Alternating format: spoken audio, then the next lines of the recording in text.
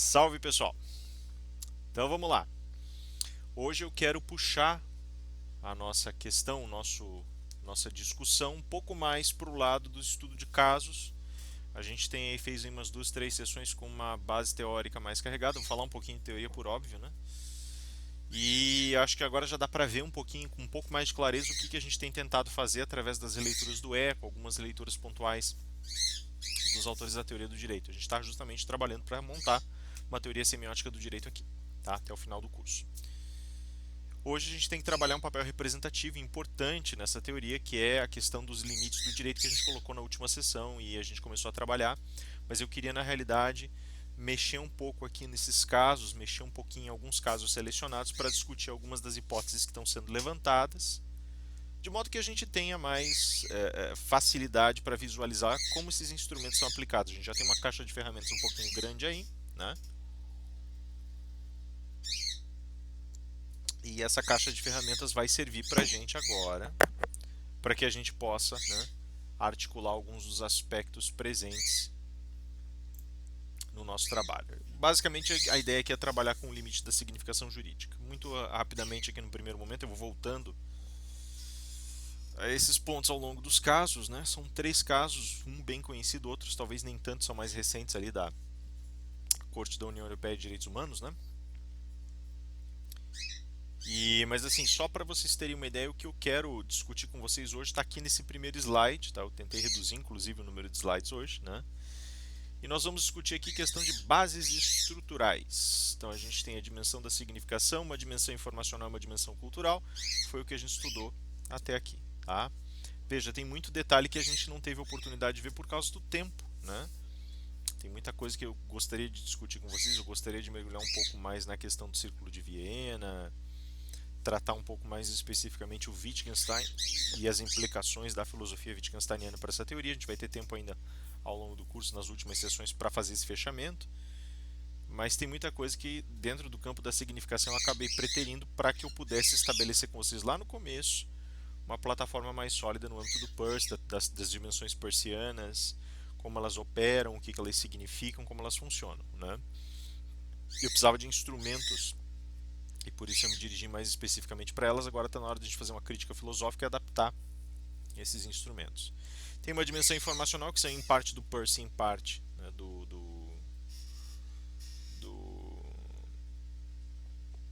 Humberto Eco. E aí a gente construiu a gente fez uso de outros autores também, fez um pouco do Helmsley, enfim, mas a gente tem ali agora uma arquitetura que nos permite entender mais ou menos como é que você verticaliza informações no sujeito e no predicado de uma sentença, né?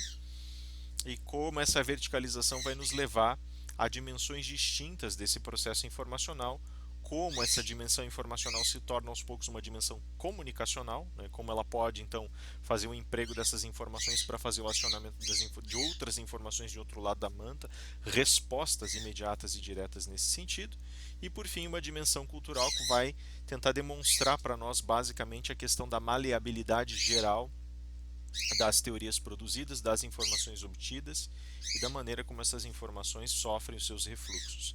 Então, basicamente, uma dimensão de significação que vai nos permitir falar sobre interpretante, representante, a construção do objeto linguístico, né?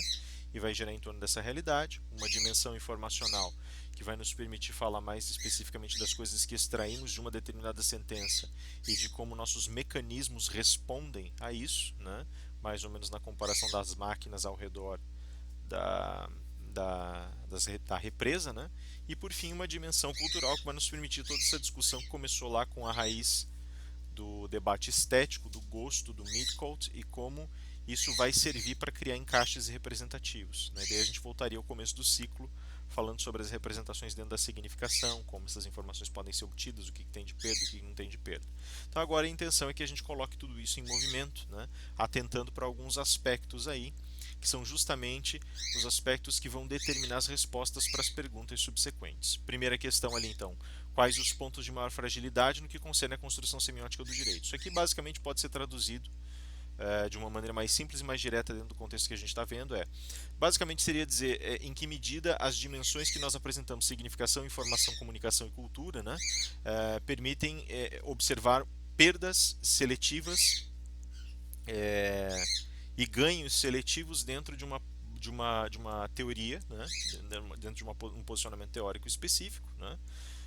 Por exemplo, em que medida, por exemplo, a teoria kelseniana vai me oferecer um filtro, uma efetiva filtragem da experiência jurídica, mas em que medida ela vai ter que ignorar certos aspectos propositalmente, vai ter que filtrar certos aspectos e vai ter que exaltar outros nas suas cartas representativas, de modo a dar operacionalidade a essa circunstância teórica, né? Veja que o interessante do que a gente viu na última sessão é que se você destaca a teoria do universo de objetos, né, e a teoria não passa mais a refletir um objeto, mas passa a incidir sobre um objeto, e essa é toda uma discussão que a gente é obrigado a travar dentro do campo da linguagem logo na sequência, nós também passamos a dar uma certa independência em relação à completude teórica. Nós não precisamos mais ter uma teoria completa, basta que ela tenha agentes suficientes para criar reações específicas dentro da estruturação objetiva e científica que nós temos diante de nós, de uma maneira bem mais enxuta, né? Que gera tais fragilidades, né? Então, quais são as raízes, quais são os conectores específicos, as manobras semióticas específicas que vão permitir a geração dessas fragilidades, ou em outras palavras, que tipo de representamen, que tipo de organização representativa eu vou ter para que essas fragilidades ganhem força, né? Que elas ganhem espaço, dimensão dentro de uma teoria do direito, e quais são os seus efeitos, né? Quer dizer, o que isso causa no sentido da produção de decisões e na produção de uma ciência do direito. Esses seriam os três aspectos que nós gostaríamos de abordar a partir de agora, então. Veja, nós temos o levantamento de algumas hipóteses possíveis aqui dentro desse contexto, né?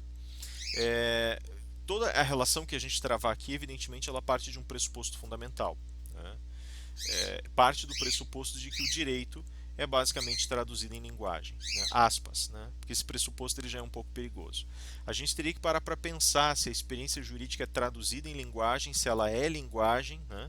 Se ela está contida na linguagem. Em outras palavras, há algo que exceda a experiência linguístico-jurídica dentro do âmbito do direito, ou o direito é apenas linguagem? A gente viu, assim, de uma maneira muito simplificada agora, né, que dependendo dos movimentos e das teorias científicas, das bases científicas, nós vamos ter distintos posicionamentos com relação a isso, né? Então, certas cartas realistas, por exemplo, vão dizer, olha, não há nada no direito que não seja experiência linguística, o direito é até menor que a experiência linguística, né? Em outras circunstâncias, nós podemos imaginar um direito que seja mais amplo do que a experiência linguística, como a natureza de todas as demais coisas.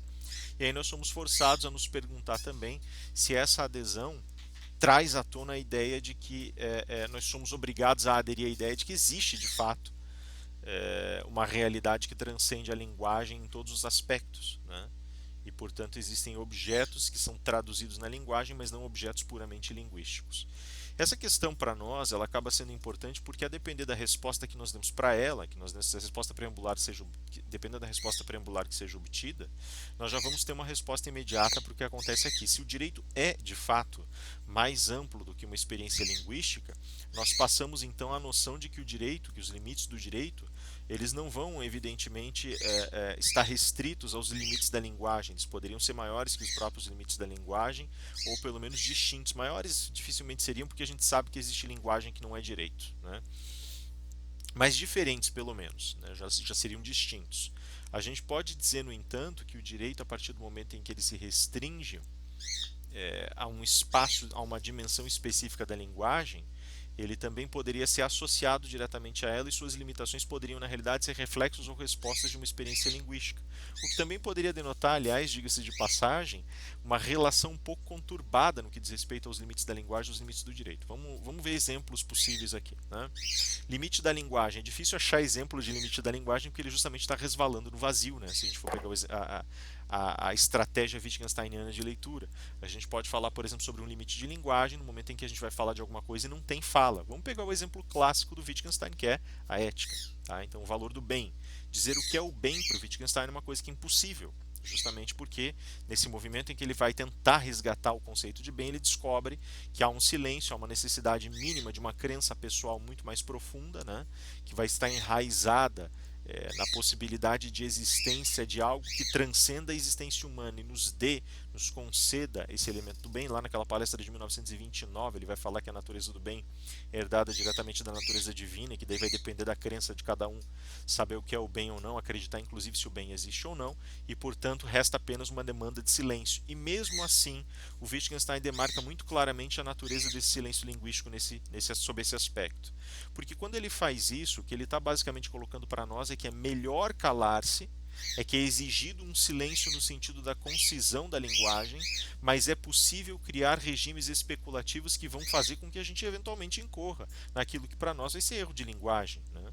Nós podemos, aliás, incorrer em erros de linguagem, já se claramente não demonstrarmos que aquilo ali advém especificamente de crenças e, portanto, não criarmos um conector linguístico que gera um regime excepcional. Veja, para fazer a análise da natureza específica desse limite, é necessário que nós tenhamos em mente isso, que o Wittgenstein utiliza esse elemento crença como um jogo de linguagem muito peculiar, um jogo de linguagem que torna todos os jogos internos a ele como sendo jogos flutuantes, jogos que não precisam estar contemplados ali, jogos que pertencem a uma zona excepcional da linguagem. Eu posso, se eu acredito em Deus, se eu acredito na alma, se eu acredito em questões insubstanciais, eu posso, de todo modo, fazer especulações sobre elas. Eu posso desenvolver linguagem sobre elas, eu não vou ser impedido de fazer isso. Mas eu tenho que manter sempre a ressalva de que essas especulações pertencem a um circuito e o melhor proveito delas, no sentido puramente linguístico, no plano puramente linguístico, advém especificamente das manobras hipotéticas que gero. E aí vem a pergunta: se eu, por exemplo, vou discutir o bem e discuto a natureza do bem, a pertença do bem à alma, se o homem é bom, se o homem não é bom, se as ações são boas, se as ações não são boas, se existe bondade no mundo, se não existe bondade no mundo, se a bondade é derivada de Deus ou não é, eu estou colocando simplesmente os termos crença, bondade, ser humano, né, homem, ser humano, ações, fundamentos, Deus, etc., valores, seja lá o que for, virtudes. Eu estou colocando todos esses termos com um engajamento e com uma tarefa que faz com que eles sejam dinamizados uns com relação aos outros. Eu estou destacando, e essa é a sacada do jogo central da crença, eu pego a crença e eu destaco o jogo da crença, fazendo com que esse novo jogo de linguagem que gera esses novos encaixes, esses modelos estratégicos, faça com que os termos que estão colocados ali possam ser literalmente destacados daquela realidade subjacente, daquela realidade, aspas, subjacente, né, da linguagem, que realmente traria conclusões sólidas e que eles joguem o mesmo jogo, só que num plano que não traz num plano de reserva de consequências, digamos assim, né? Num plano que não participa mais ativamente ou não deve mais participar ativamente do âmbito da linguagem. Um laboratório, por assim dizer, isolado dentro da própria linguagem. A crença, nesse sentido, ela apareceria, pelo sentido e pelo espírito puramente linguístico, como o espaço de uma reserva, de um laboratório fundado para o exercício de determinados movimentos de linguagem. E isso me parece ser o mais interessante, porque ao mesmo tempo, ali você vai conseguir colocar elementos que são basicamente pertencentes às regiões morais e espirituais, às regiões éticas e transcendentais do ser humano.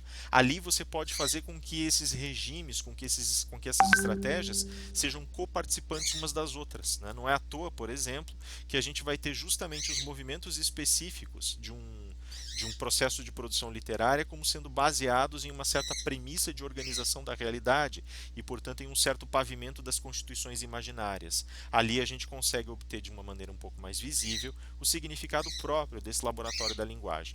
Agora, dentro desse contexto específico, gostaria de lançar justamente o contexto dessa preocupação específica. Se nós levamos em consideração essa possibilidade da crença e encontramos aqui o limite da linguagem, nós também começamos a perceber finalmente que o limite da linguagem ele não é uma linha, ele é uma fronteira que sofre elastecimentos. Eu trafego através desse limite.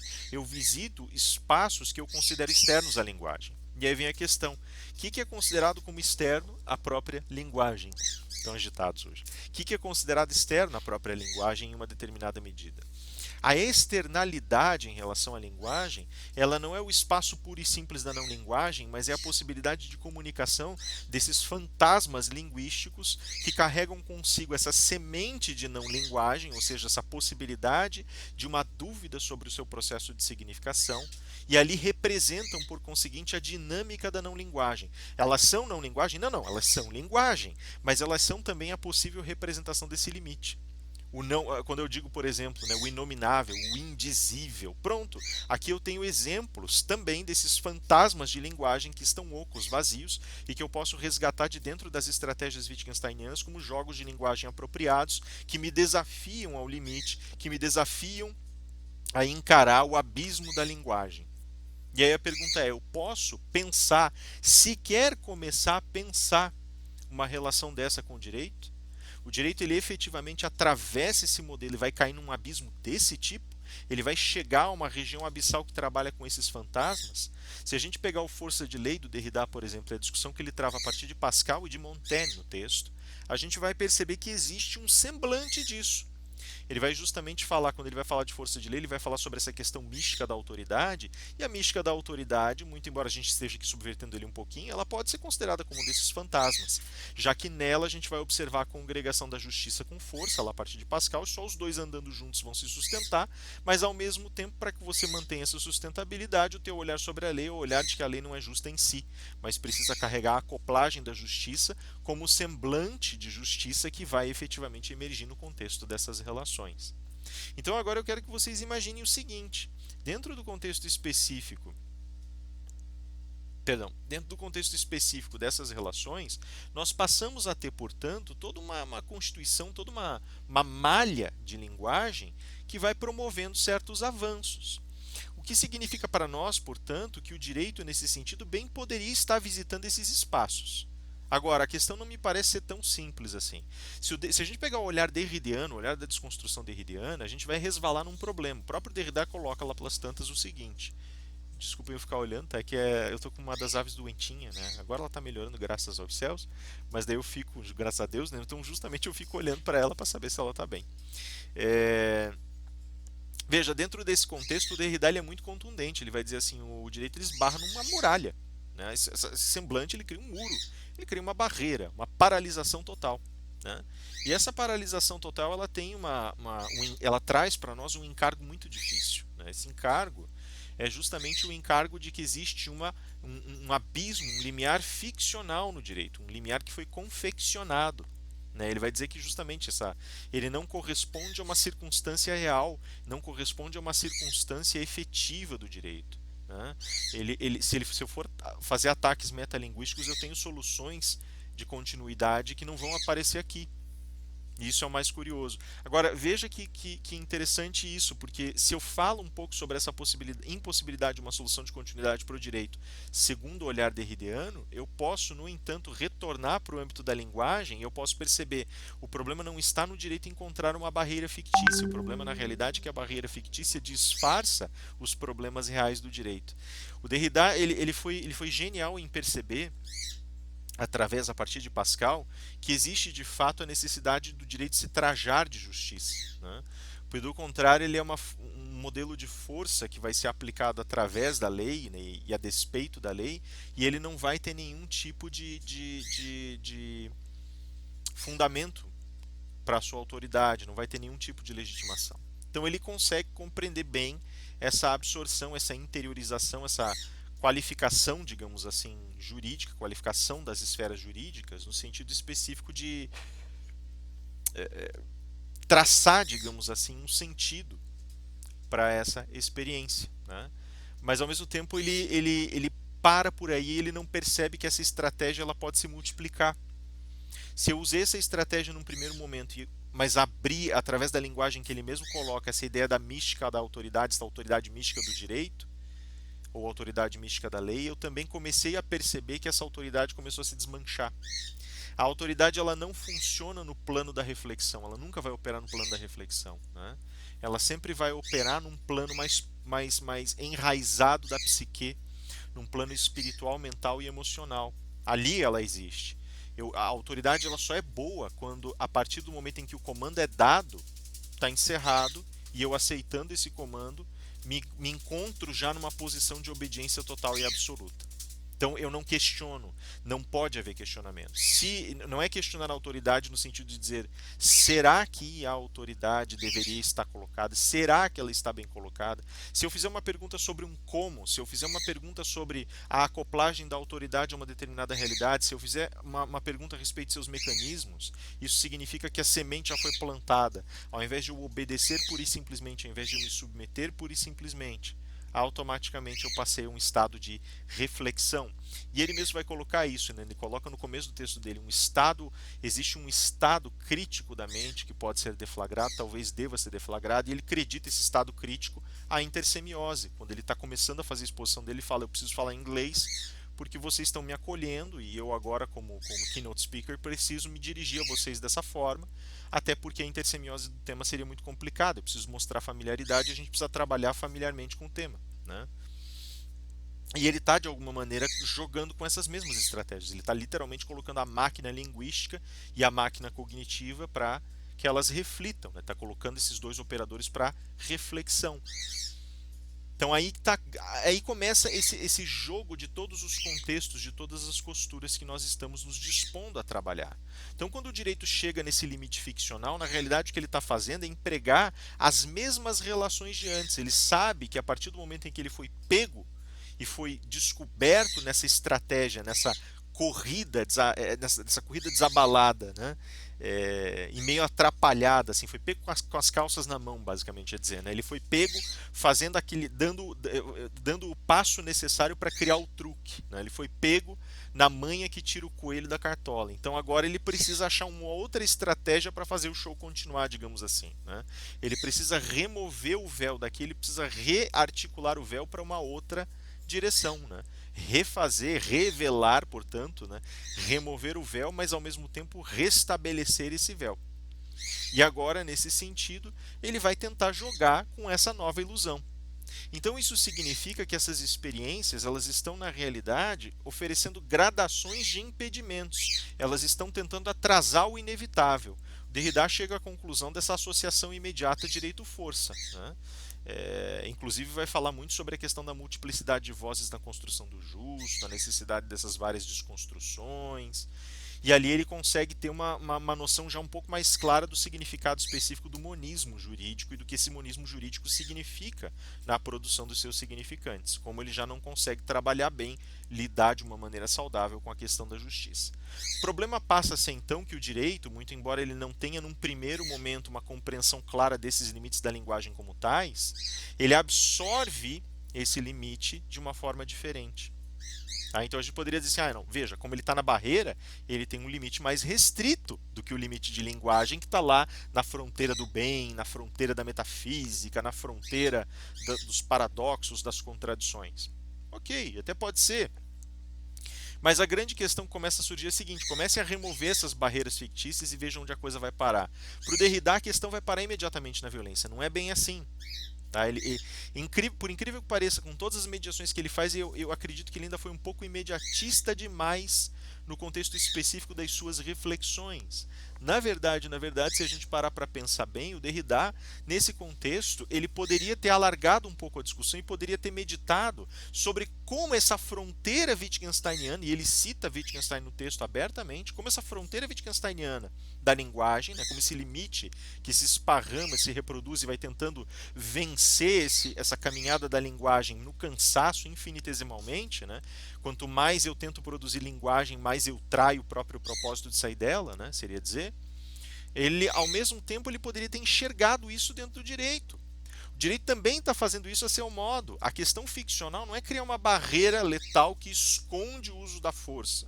A questão central é criar barreiras sucessivas que vão sendo substituídas, mais ou menos como se eu fosse tirar uma imagem tirar uma imagem falsa da frente de um cenário e desse com outra imagem falsa e outra e outra e outra e outra.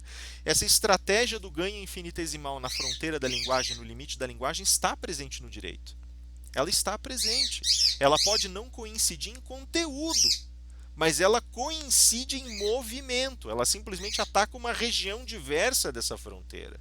Uma região que não consegue mais coincidir. Ela não está atacando a fronteira ética. Eu acho que a grande questão do direito não é tanto se o limite de linguagem, portanto, é igual ou menor, se ele está aquém ou se ele é igual, né? Porque ele vai ser igual em termos quantitativos, mas ele está atacando outra região, ele está atacando a região da justificação da força. Veja, não estou aqui falando, portanto, que a força ela vai aparecer como uma resposta definitiva. Existe uma região de justificação do uso da força, porque ela está entrecruzada por discursos metajurídicos também. Lembrem lá da questão polissêmica que nós vimos na sessão anterior, né? Que eu posso extrair várias interpretações do mesmo acontecimento, como o próprio Kelsen teria dito. Aquilo ali é crucial para a teoria dele. Porque é dessa maneira que ele consegue encontrar justificações que sustentam uma impressão semblante de realidade, enquanto o direito pode se sustentar e pode operacionalizar e influenciar realidades do jeito que ele quer. Esse é o condão da autoridade, esse é o movimento, o jogo de linguagem da autoridade. É ingerência pura. A autoridade tem que ser ingerência pura. E o direito ele conquista. O problema dele não é conquistar legitimidade para ter ingerência. O problema dele é ser ingerência e evitar o questionamento sobre a autoridade. Então está aí a grande diferença e está aí a base fundamental do direito. Nesse sentido, os limites da linguagem só poderiam ser considerados, pelo menos em termos maciços, em termos estruturais, como sendo iguais, em termos de jogo de linguagem, como sendo iguais aos próprios limites, né, os limites do direito, nesse sentido, só podem ser considerados, perdão, iguais aos limites de linguagem. Tá? Não tem outra saída, eles não são mais restritos, eles dão a impressão de restrição para dar a impressão de que eles obedecem, de que eles estão engajados, enfileirados em um tracejado que é, ao mesmo tempo, de pertença universal, para permitir aquela impressão de acesso universal ao direito, né, através do refino da linguagem. Aí nós nos associamos, portanto, com certos limites de significação. Tá?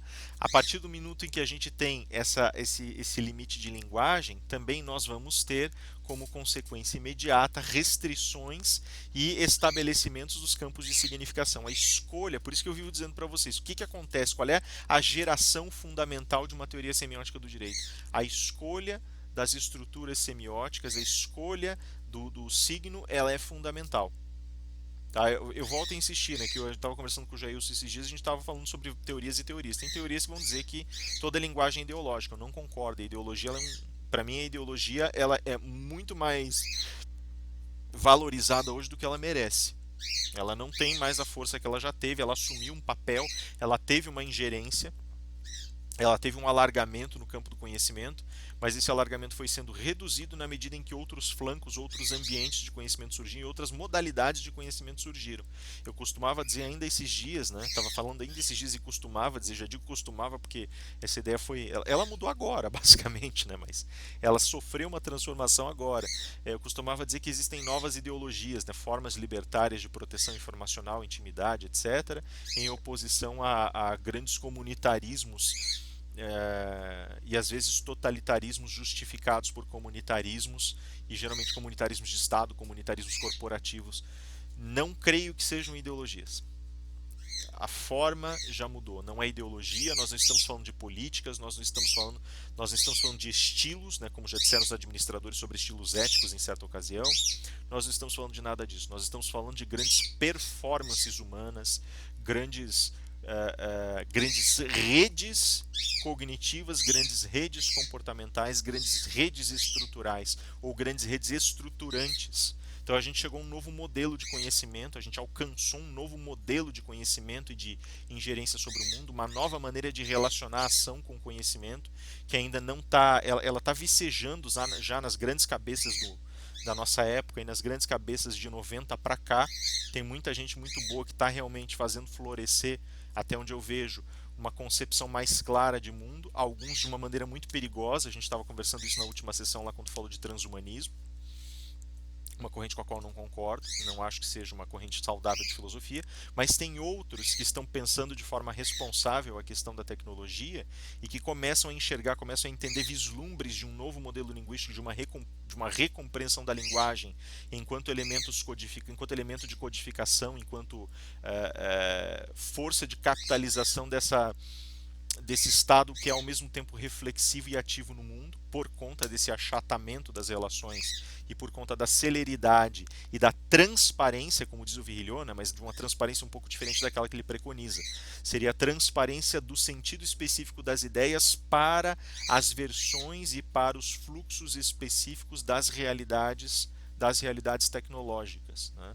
Como a gente está tendo basicamente uma linearização da linguagem, com isso uma imediatização da cognição em relação à linguagem. Essas estruturas me parecem ser muito francas e muito vivas hoje, e isso significa que falar em ideologia já não vai mais ser o caso. Ela já não é mais agente porque as formas de agenciar forças já não estão mais presentes como elas estiveram um dia.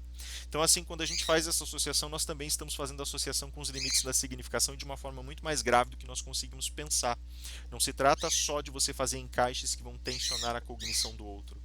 Trata de você criar redes cognitivas inteiras a partir dos ângulos de ataque e nessas redes cognitivas justificar as próprias práticas que estão sendo exercidas. Esse bolo que surge é exatamente o elemento que é resultante de toda a discussão que a gente vem travando até aqui, e é exatamente esse o ponto que vai ser constituído ao redor para que a gente responda as 3 perguntinhas que a gente colocou lá no primeiro slide. Por fim, a gente chega ao ponto central. Por que a violência? Né? Por que a violência vai ser levantada como questionamento, como estrutura, como elemento, como rotina de justificação e de estado de acoplagem da discussão jurídica? Né?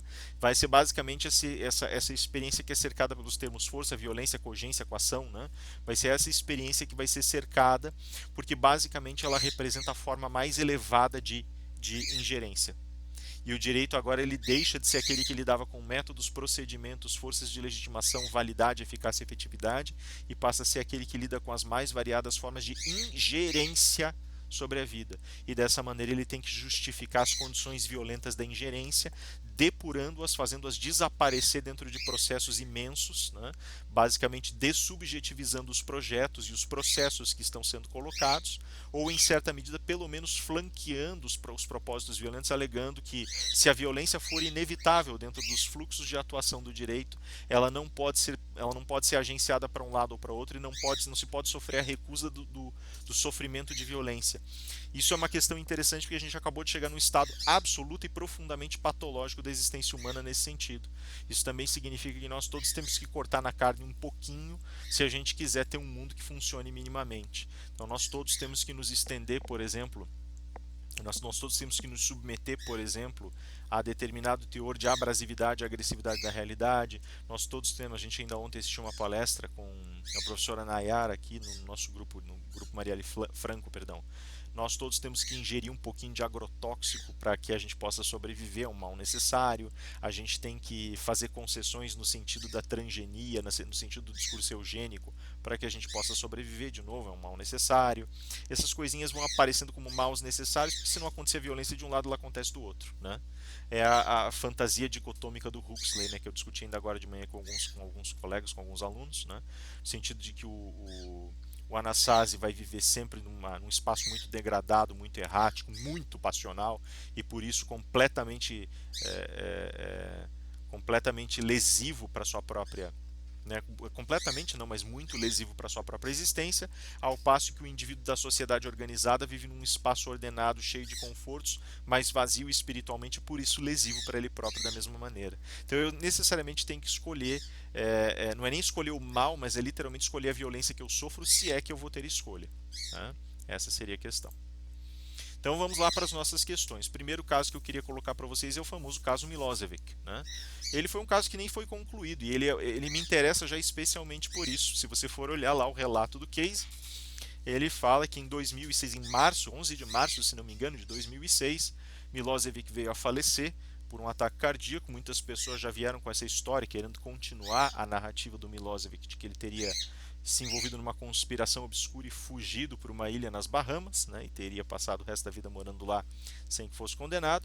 O fato é que ele realmente infartou, morreu, e 3 dias depois a comunicação dada é o arquivamento do processo contra o Milosevic, porque já não fazia mais sentido, por óbvio, se ele estava falecido, não havia mais como aplicar a sentença. Em que pese o caso ter uma reflexão simbólica muito forte, justamente por conta da sua natureza. No primeiro ano eu sempre comento, de alguma maneira, o índice que nós temos dentro do caso Milosevic, o que ele significa. Né? O caso Milosevic é basicamente a história da Guerra da Nação Sérvia. Depois da dilapidação da ex-Iugoslávia, né, nós passamos a conformação de um Estado coligado entre Kosovo, Croácia, Bósnia-Herzegovina e Sérvia, né, e esse Estado basicamente conclama, ele congrega essas nações, né, e coloca todas elas debaixo de uma federação, que vai ser justamente chamada de Federação Iugoslava, né?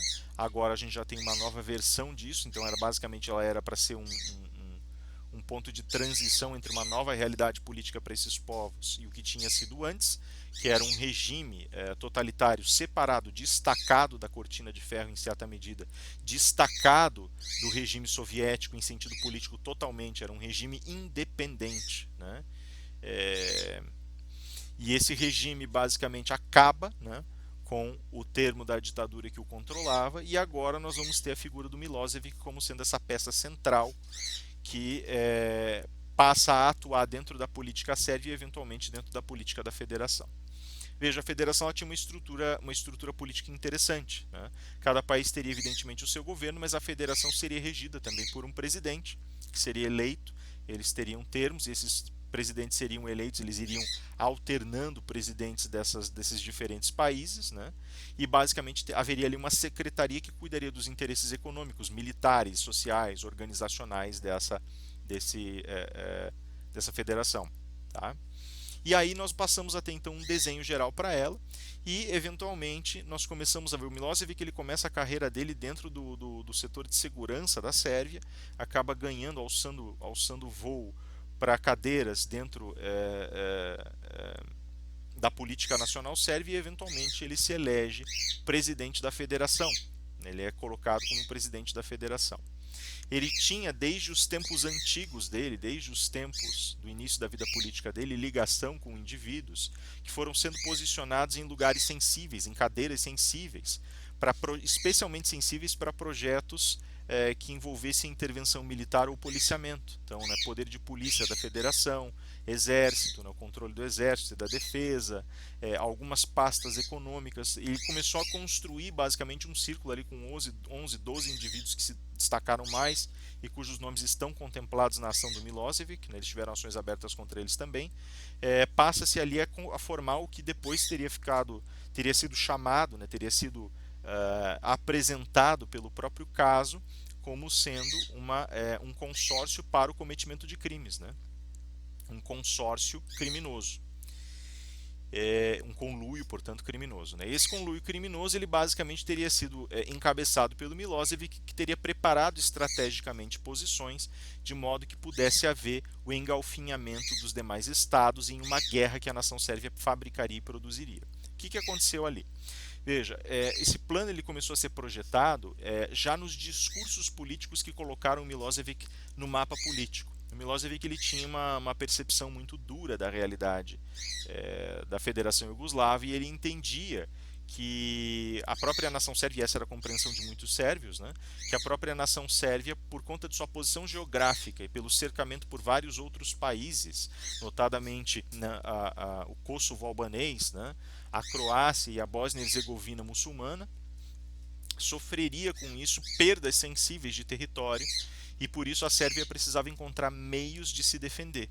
Isso iniciou uma política bastante feroz no sentido de tentar expulsar pessoas da própria Sérvia, notadamente os albaneses e os muçulmanos, né, com uma campanha que durante muitos anos levaria a imposição de exílio para esses indivíduos, que na verdade tinham morado ali por muito tempo. Né?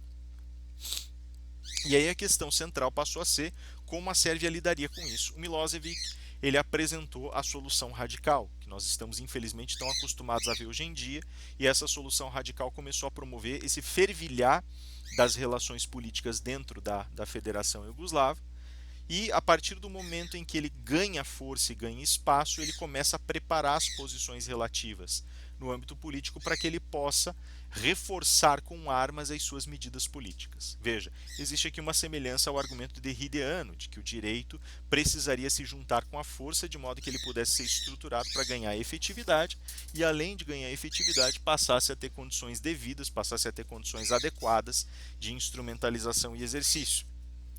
E esse movimento que é colocado aqui, ele passa agora a ser entendido no âmbito político de uma maneira mais central, de uma maneira mais geral, como sendo ao mesmo tempo um processo em que você tem uma espécie de implementação possível de uma realidade nacional ideal. Então, basicamente, eles estavam sonhando com uma utopia sérvia, grosseiramente falando, né?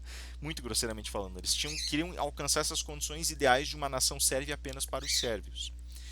O poder de polícia que foi empregado dentro da Sérvia, ele começou a promover sistemáticas formas de exílio, aprisionamento e de perseguição de indivíduos não sérvios, né, para tentar expulsá-los dali.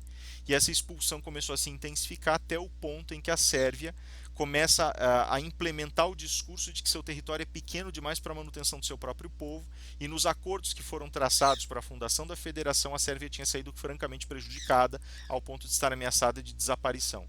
Nesse momento, os exércitos são alojados, eles são instrumentalizados, para que eles passem a atuar em nome dos interesses sérvios, e aí começa lá em 91 a Guerra da Nação Sérvia, em que eles começam a marchar para fora das suas fronteiras, né?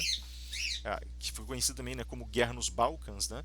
E agora eles passam então a marchar para outras nações, para outros países da Federação Iugoslava, tomando o território de forma agressiva. E o problema que começa a acontecer é que essa guerra, né, além da guerra em si já ser um problema, uma brutalidade, uma barbárie, especialmente levando-se em consideração que, muito embora houvesse uma distinção nacional muito forte, não havia ali uma indistinção e uma falta de conhecimento, uma falta de proximidade entre essas nações. Além de tudo, a maneira como essa guerra foi feita ensejou, ela insinuou a possibilidade de exercício de práticas de caráter genocida, extremamente preconceituoso, extremamente divisionista, e por conta disso a violência da guerra se intensificou barbaramente, né? Basicamente, quando a nação sérvia saiu em marcha, né, quando a juventude sérvia saiu em marcha, todo tipo de atrocidade que vocês podem imaginar numa guerra passou a ser cometida. Então, extermínio de pessoas, aprisionamento em campos e guetos, né, campos de concentração e guetos, execução pública de massas de pessoas, violência sexual contra mulheres, né, ataque frontal contra indivíduos não sérvios em território sérvio ou fora, exílio imposto a esses indivíduos, né? Então a expulsão desses indivíduos, destruição de espaços e zonas simbólicas. Então, por exemplo, no Kosovo foi muito comum fazerem isso, invadirem e começaram a destruir as igrejas no Kosovo, os centros comunitários, né? Os espaços que eram representações simbólicas da presença albanesa, estátuas, monumentos, repartições públicas. Na Bósnia e Herzegovina foi semelhante, né? Mas ali na Bósnia e Herzegovina o ataque foi principalmente contra os próprios muçulmanos, né? Então, muita violência sexual contra as mulheres, né? Muita mulher acabou sendo violentada, morta. Muitos homens eles eram metralhados, jogados em valas comuns, né? Eu não vou entrar aqui em mais detalhes, já estou dando detalhes gráficos demais, não vou entrar em mais detalhes do que isso. Mas aí você já tem uma ideia do cenário, né? E tudo isso era nessa medida justificável, porque era basicamente para promover a limpeza do espaço e a tomada do espaço para os sérvios. Então pensem no que significa o agenciamento das forças de significação nesse momento limítrofe. Tem coisas que escapam, evidentemente, as palavras aí e que permanecem num cenário em que nós não temos mais condições claras de expressão ou de estabelecimento de mínimo diálogo. Basicamente, a acusação foi no sentido de formação de um conluio para cometimento de crimes, né?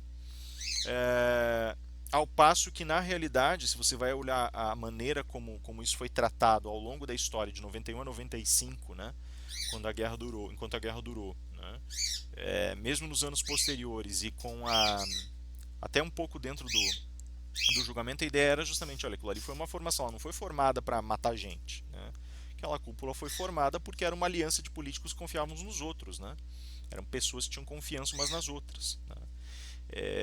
Mas existe ali uma semelhança muito forte, um tangenciamento muito forte de determinadas forças de significação, como por exemplo você pegar o chefe de segurança da Sérvia e colocar na federação para trabalhar com um contato direto com o exército, né? Então esse tipo de coisa, por exemplo, mostra que existe uma aproximação das políticas de policiamento e uso de armamento pesado do exército, mostra que já existe uma estratégia de tomada e de enfrentamento de inteligência, né, que está presente nos países e em territórios eventualmente conquistados, né? Mostra-se uma incidência muito forte no setor educacional, né?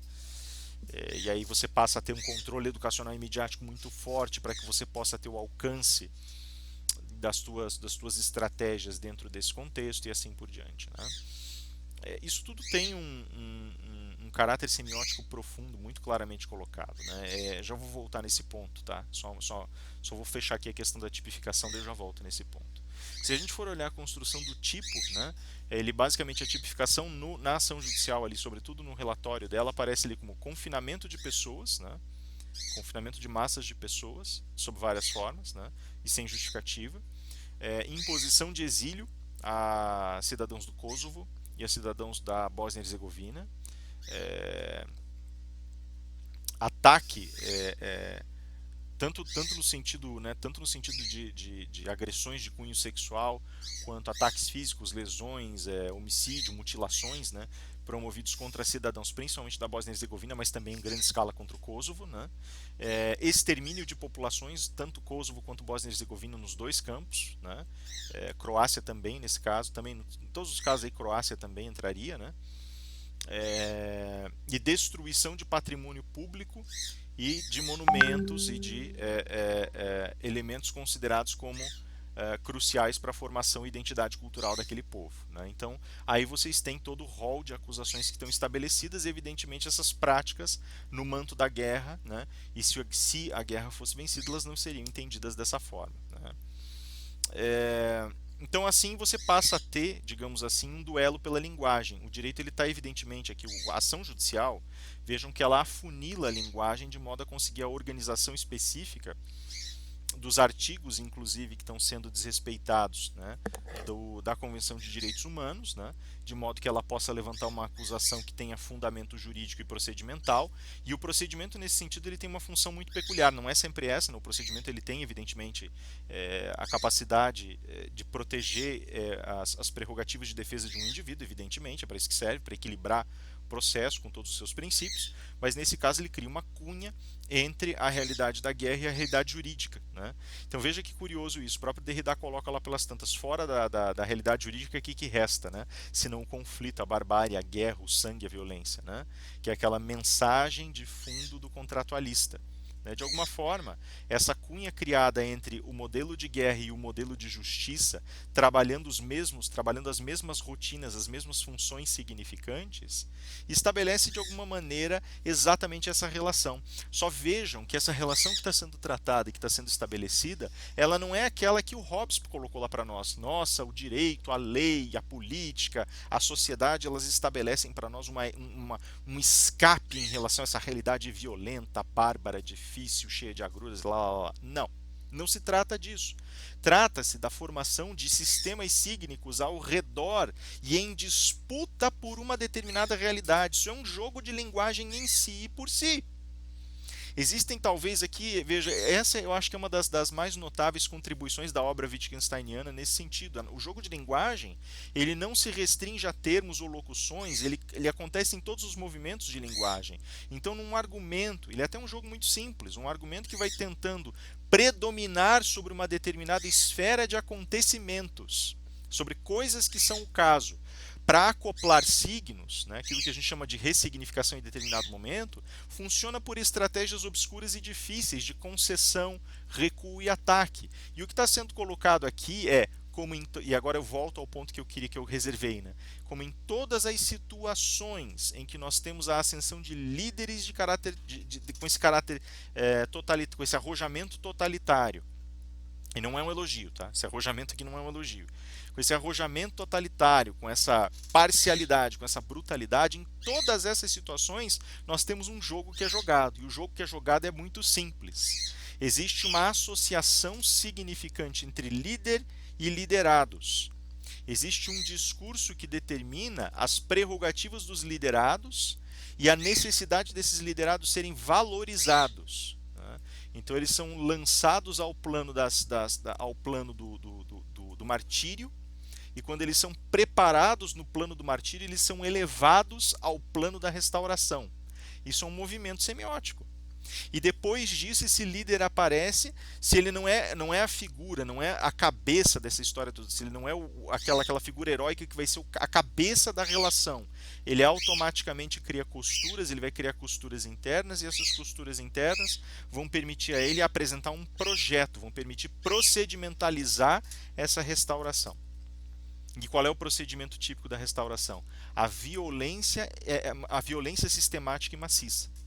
Ela tem que ser feita dessa forma, porque dessa maneira ela vai eliminando todo tipo de filigrana opositora que possa existir. Ela vai calando, amedrontando e vai criando o movimento de massa que é necessário para criar os encaixes de significação. Ela vai prometendo, a partir do arrasamento da basicamente, isso é muito interessante. Existe um espaço negativo muito forte na produção intelectual, na produção estrutural, na produção material de um regime totalitário. O que ele propõe nesse sentido, através desse regime de guerra, dessa revolução constante, desse processo de destruição dos espaços, é: vamos anular o que foi feito, uma nova história começa. Então é tudo espaço negativo, é tudo lugar para você depositar linguagem nova, é tudo lugar para você empoderar aquele grupo, é tudo lugar para você transformar aquele grupo no contexto da austeridade fundadora de uma nova realidade. Tem algo de tradicional. Você vai pegar, por exemplo, o Reich, aquela coisa toda. Vai pegar, por exemplo, o histórico do Império Romano no fascismo italiano. Se você vai pegar ali, em todas as situações, tem algo de promissor nisso. Mas esse promissor ele vem como uma recuperação que é escolhida, ela é selecionada pelo povo por conta dos seus atributos mais íntimos. Ela tenta ser uma expressão mais genuína daquilo que aquele povo, que aquele grupamento tem a oferecer de melhor. E dali para frente só escolhas maravilhosas. Dali para frente é só enriquecimento com recursos que vão permitir fazer novas escolhas. Então existe um espaço negativo, e geralmente esse espaço negativo é encontrado no adversário. É ali que você vai abrir as trincheiras, as fronteiras, porque você não vai arrasar aquilo que já passou. Você tem respeito e austeridade. Então veja, isso é o mais interessante. Quando você diz isso, você está dizendo para o indivíduo: olha, você que está aí, que foi massacrado, humilhado, etc., olhe para as grandes representações da tua vida, da tua existência. Olhe, contemple essas grandes forças, contemple essa tarefa, esse esforço civilizatório que aconteceu antes de você. Se você olhar para lá, você vai perceber que algo foi fundado aqui, que existe uma gravitação fundacional. Você está aqui porque você está enraizado nas tuas origens, você está ligado à tua terra. E aí, aos poucos, você vai promovendo um escalonamento a partir daquilo para dizer: você quer realmente receber a tua grandiosidade? Então vamos fazer a história ser o que ela deveria ter sido. Vamos além das nossas fronteiras e vamos tomar o que é nosso. Não tem nada de nosso lá, mas ali você vai cultivar essa nova fundação. Do lado dessa antiga fundação você cultiva a nova. Existe um casal primordial, por assim dizer. Percebem a sacada? Você está pegando esse sujeito e está alvejando a figura do herói fundador. Olha que sórdido.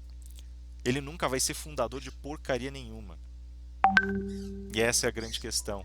É mais ou menos como você dar um tapa no ombro do escravo e dizer: parabéns, você participou da produção da pirâmide. Você está basicamente condenado à morte aqui, né? Destruído fisicamente, arrebentado espiritualmente.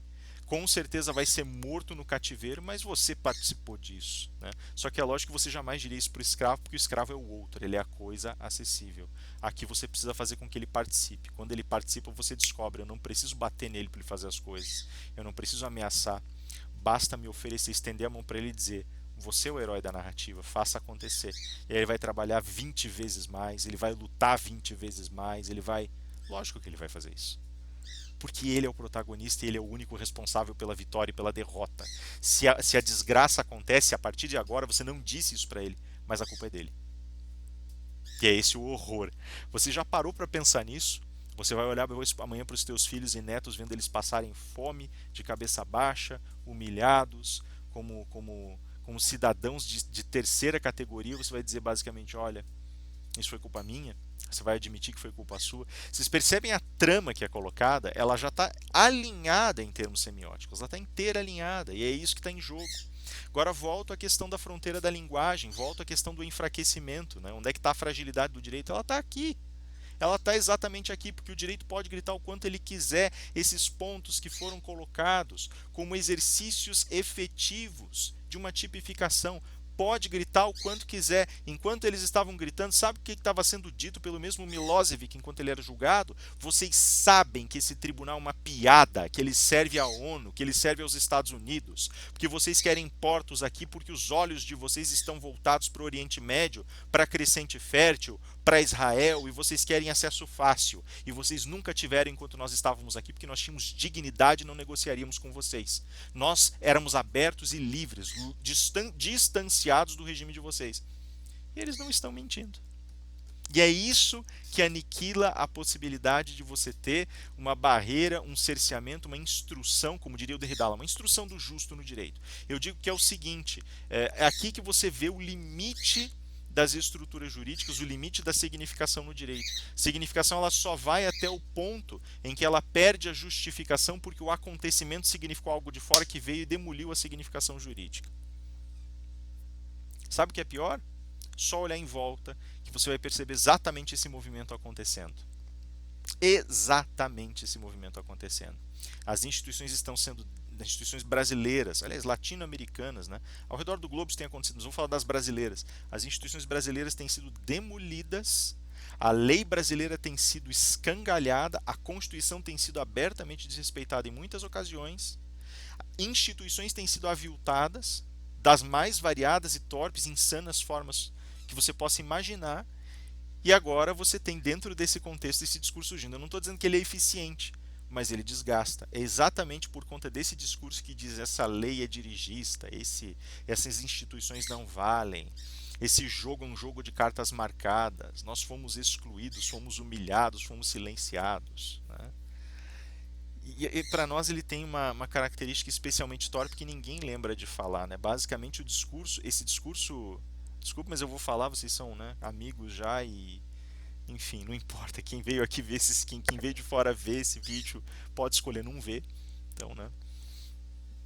Não vou me preocupar muito. Também pode discordar, que, né, toda discordância é muito saudável, mas a impressão que eu tenho é que a relação de dominação que está presente ela é mais terrível ainda, porque quando esses indivíduos vêm e se posicionam dizendo, olha, chega dessa coisa, quando eles falaram, principalmente tem um signo para mim que ficou marcado na mente, chega dessa esquerda, chega do PT, chega disso, chega daquilo, não importa o partido, não importa, né, a posição, mas esse chega de tananã, né, chega do adversário da vez, ele tem uma representatividade muito forte, como quem diz, os senhores voltaram, agora está na hora de vocês ficarem quietinhos e saírem, porque senão nós vamos arrancá-los. É a nossa prerrogativa.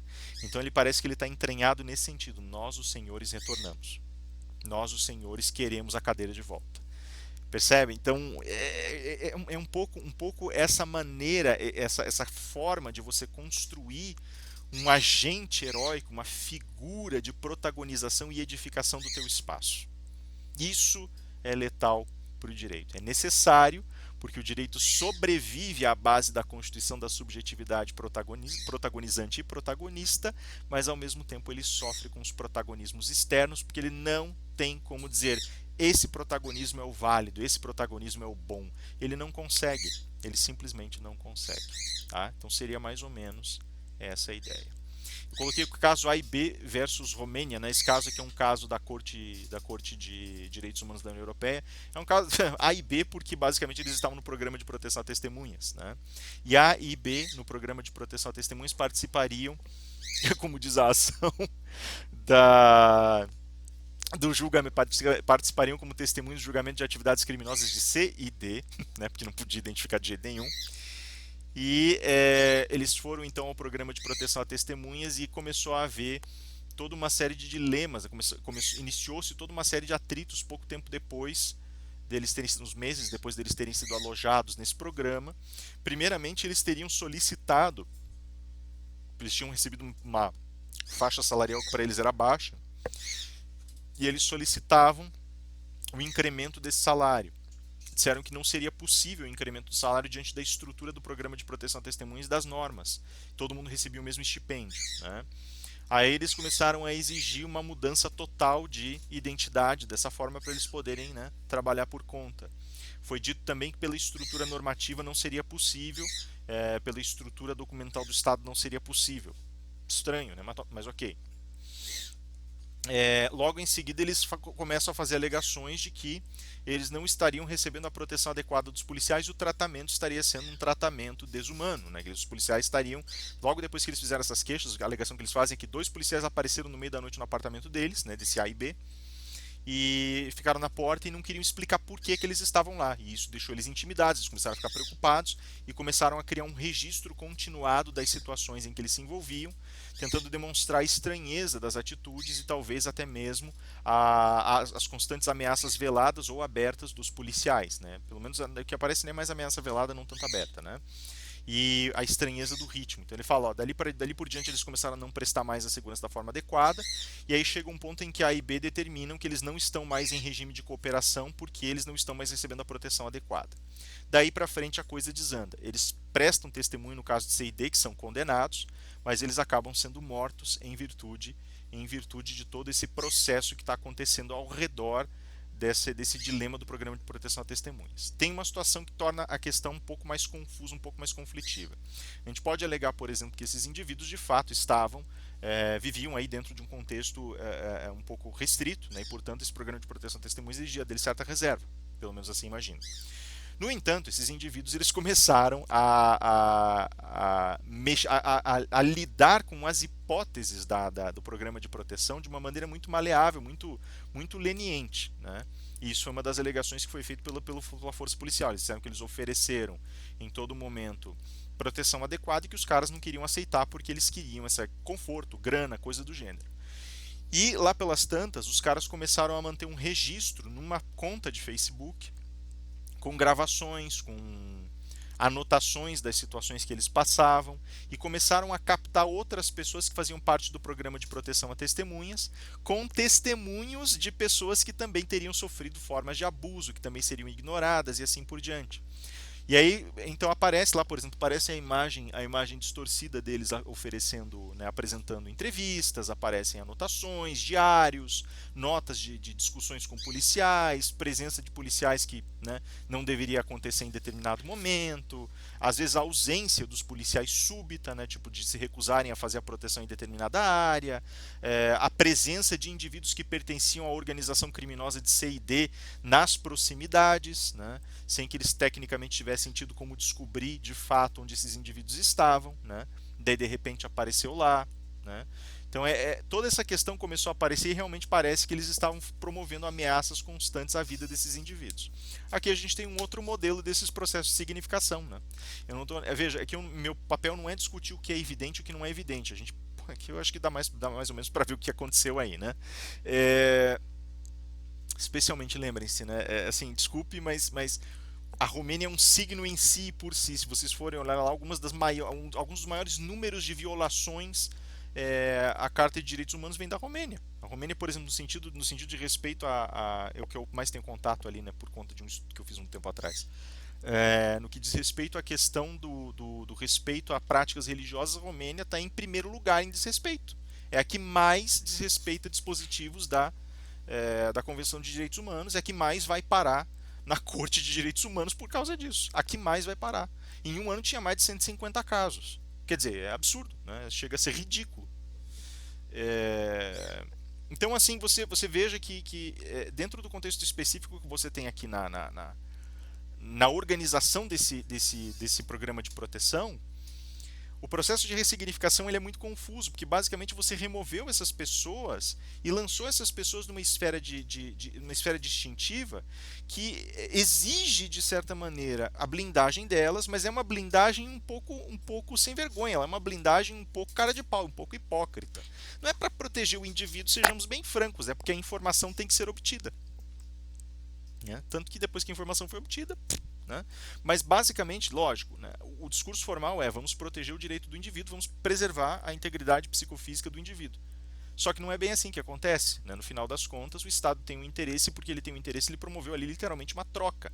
Em outras palavras, esse ordenamento fundado naquela ideia de constituição, num semblante de justiça, num semblante de legitimidade, aceita fazer trocas e, através dessas trocas, usa o indivíduo como refém, que é pior. Ele significa a troca de modo a dizer: estou te protegendo, ajude-me. Né? Ele ainda significa como quem dizer assim, olha, eu sou a vítima na história porque eu não tenho acesso, eu tenho limitação para minhas forças. Pobre de mim, né?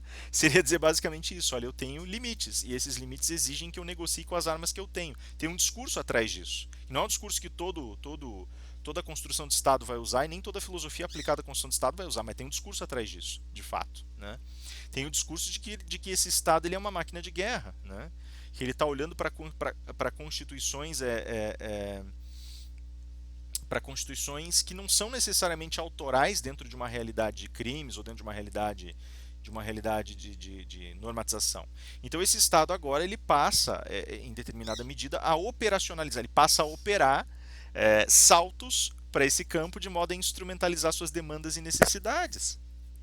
Ou seja, o Estado ele está saindo do lugar dele, ele está se trajando com uma outra filosofia, ele está emergindo. Ele está reaparecendo, ressurgindo como aquele que opera no plano de uma falsa vitimização. Ele está se trajando de novo, ó, ele está criando barreiras. Mas mais do que isso é o mais interessante, porque ele vem e fala, não, eu negocio com você, eu te protejo. Cara, e aí ele transforma você em refém. Transforma, basicamente, se você está na mão se você está sob circunstâncias específicas de um Estado que utiliza um programa de proteção à testemunha para te cercar, a única coisa que ele fez foi selecionar você dentro de um espaço em que todos são, de alguma forma, potenciais reféns.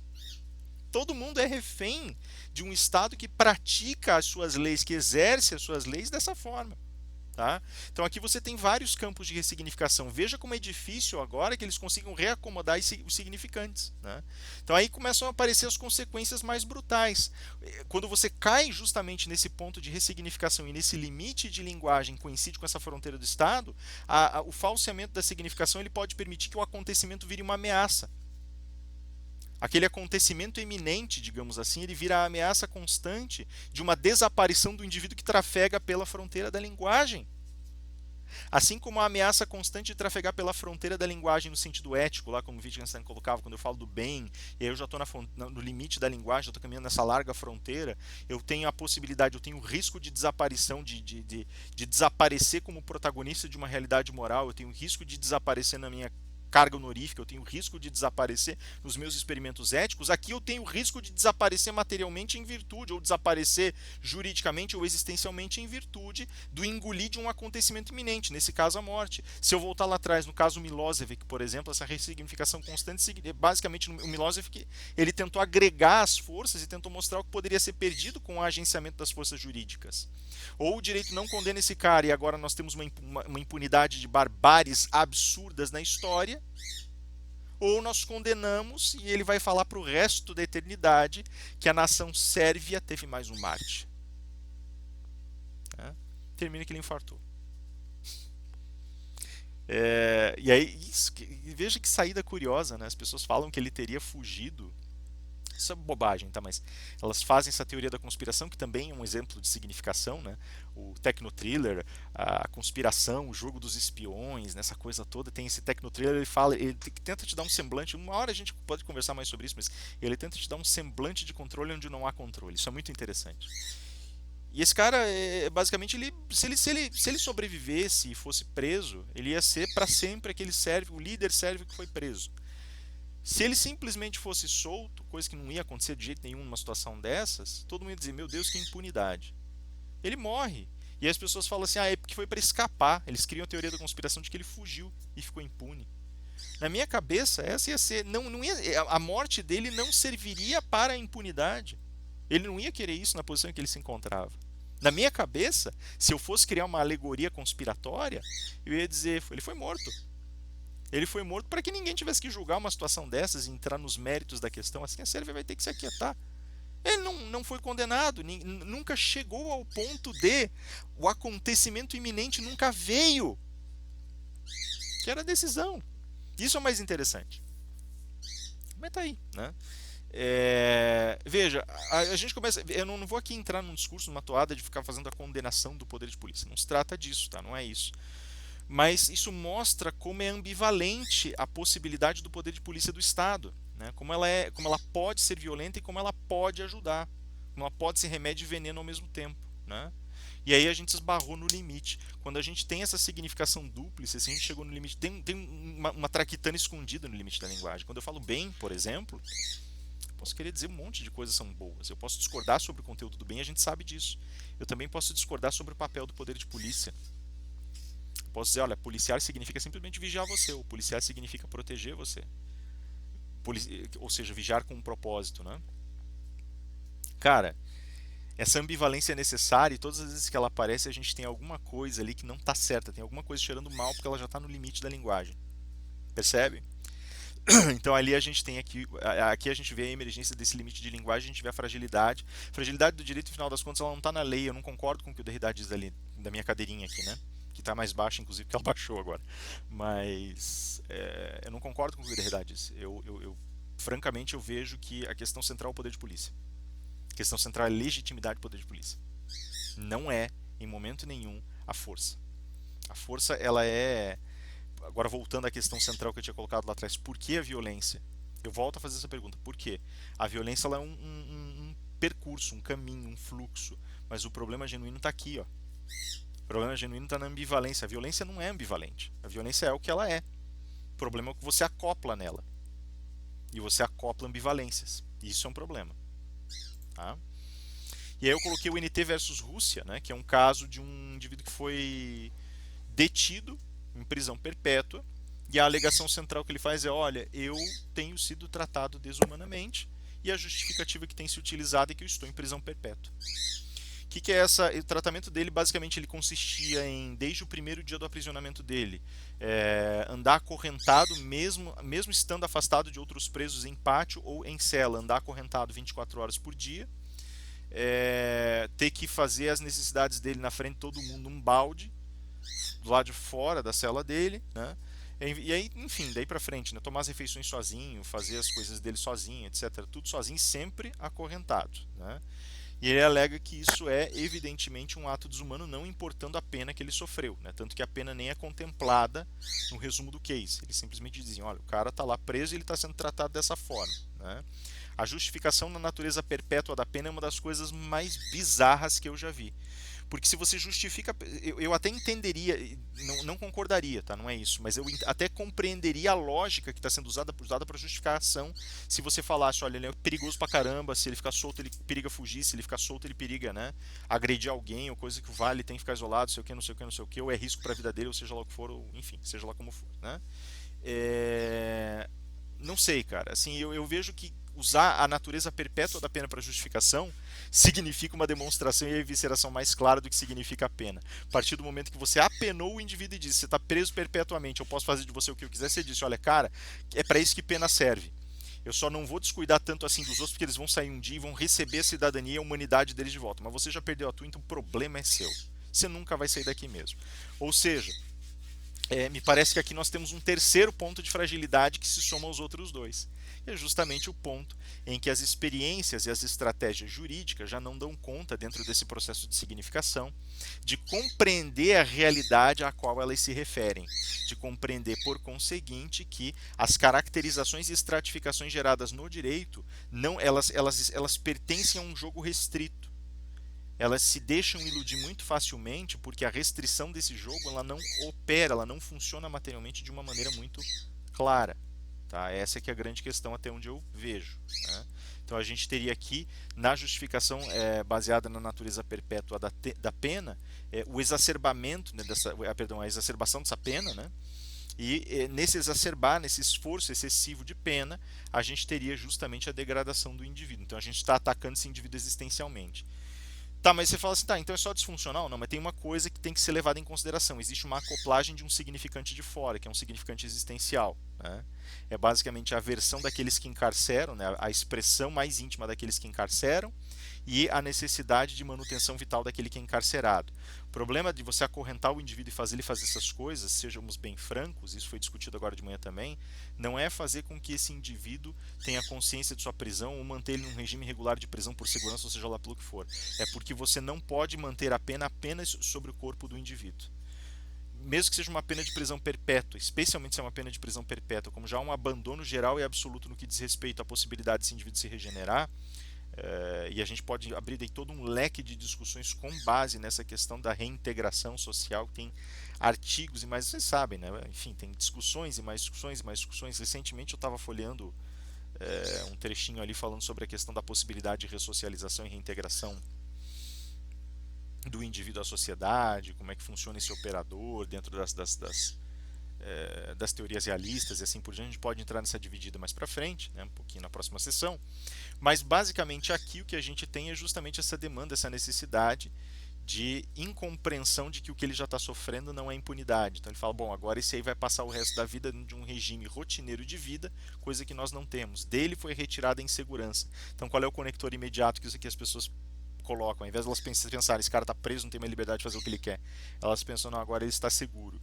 E agora, nesse espaço de segurança dele, nesse espaço de rotina dele que vai durar para o resto da vida, nessa rotina que simplesmente permite ele continuar existindo, ele não sofre a punição. Então ele tem que ser aniquilado existencialmente. Daí você vai lá e humilha o cara para lembrar, você não é nada.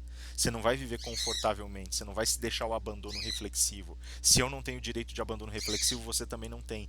Meu abandono reflexivo quando existe angústia, o seu abandono reflexivo quando existe pode ser até arrependimento, mas duvido que exista. Para que ele exista, a gente tem que mostrar que você se tornou menos do que a gente. Então vocês percebam os rancores que estão em jogo e os significantes que estão em jogo. É a aniquilação existencial do cara que está em jogo no final das contas, independentemente do percurso que nós tomemos. Percebe? E aí a gente eviscera o que o direito realmente faz. O direito, quando ele perde a capacidade, quando escapa a autoridade, ele entra num desespero tamanho para que essa autoridade seja reacessada, para que seja readquirida, que é necessário promover um massacre existencial do indivíduo que está sob o peso da norma jurídica, sob o peso do regime jurídico. Pessoal, eu já estourei pra caramba o tempo e essas seriam as reflexões gerais que eu teria para hoje, inclusive com a discussão de casos. Na semana que vem nós vamos voltar discutindo mais casos e agora que eu quero aplicar todos os instrumentos que nós analisamos até aqui, vou aprofundando as teorias no meio dos casos que nós estamos analisando, beleza? É isso aí, galera. Por favor, cuidem-se, fiquem com Deus, vamos nos falando, aproveitem bastante e vejo vocês no debate. Até mais.